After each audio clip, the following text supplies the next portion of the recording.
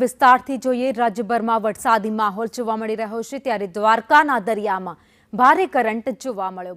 ભારે કરંટને પગલે 15 થી 20 ફૂટ ઊંચા મોજા ઉછળ્યા છે। સંગમ ઘાટથી ભટકેશ્વર મંદિર વિસ્તારમાં ઊંચા મોજા ઉછળ્યા।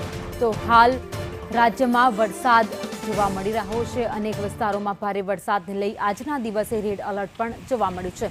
તો સાથે જ દરિયાના મોજા અત્યારે દરિયામાં ઉછળી રહ્યા છે। તો દ્વારકાના દરિયામાં ભારે કરંટ પણ જોવા મળ્યો છે। 15 થી 20 ફૂટ ઊંચા મોજા ઉછળી રહ્યા છે।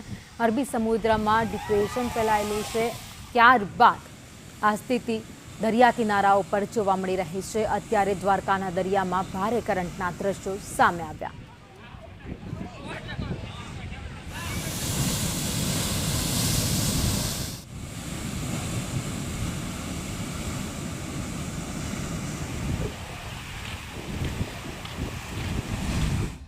વાત કરવી છે દ્વારકાના દરિયાની તો હું ખાસ કરીને યાત્રાધામ દ્વારકા અને જે અરબી સમુદ્ર, મારી પાછળના દ્રશ્યો આપ જોઈ શકો છો કે અરબી સમુદ્ર છે તે આજે ગાંડો તૂર થયો છે।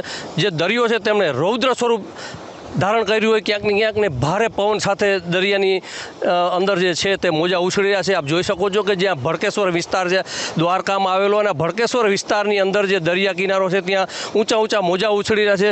લાઇટ હાઉસ છે, સંગમ ઘાટ છે, આ દરેકે દરેક જે દરિયાઈ વિસ્તાર છે ત્યાં ઊંચા ઊંચા મોજા ઉછળી રહ્યા છે। અને ક્યાંક ને ક્યાંક કહી શકાય કે હાલમાં હજી પણ ભારે પવન સાથે દરિયામાં કરંટ જોવા મળી રહ્યો છે। ને યાત્રાધામ દ્વારકાના અરબી સમુદ્રમાં દરિયાએ રૌદ્ર સ્વરૂપ ધારણ કર્યું છે ને જે ઊંચા ઊંચા હાલમાં મોજા ઉછળી રહ્યા છે। કહી શકાય કે અંદાજે 15 થી 20 ફૂટ પણ ઊંચા ઊંચા મોજા ઉછળ્યા છે। ને ક્યાંક ને ક્યાંક જે સહેલાણીઓ છે તે પણ આ મોજાનો લાભ લેવા દરિયા કિનારે આવી પહોંચ્યા છે અને ભડકેશ્વર મહાદેવના દર્શન કરી અને જ્યાં દરિયો જ્યાં રૌદ્ર સ્વરૂપ ધારણ કર્યો છે તેમના દ્રશ્યો કેમેરામાં કેદ પણ કરી રહ્યા છે।